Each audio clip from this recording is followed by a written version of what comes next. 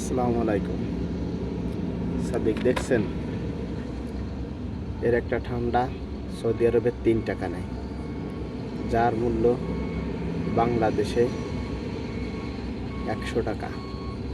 250 মিলি, 250 গ্রাম থাকে এতে, 250 মিলি। এই যে লেখা, এই যে কর্নারে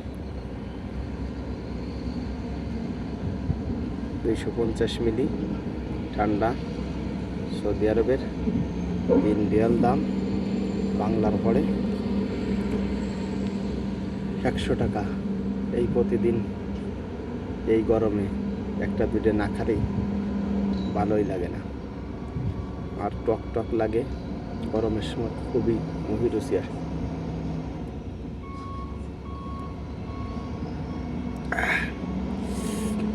সেই স্বাদ,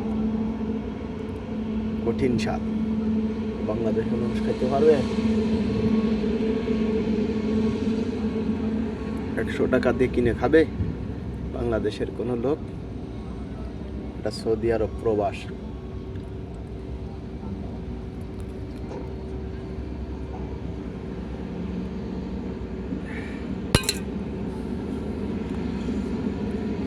যে গরম পড়ছে, বিশাল গরম।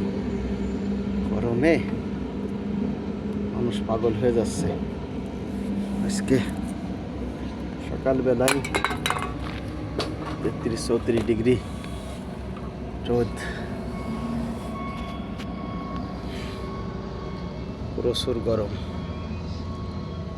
বিশাল গরম। গরমে আদামরা হয়ে যাচ্ছে মানুষ। তারপরও প্রবাস, কাজ না করে যাওয়া কোথায়?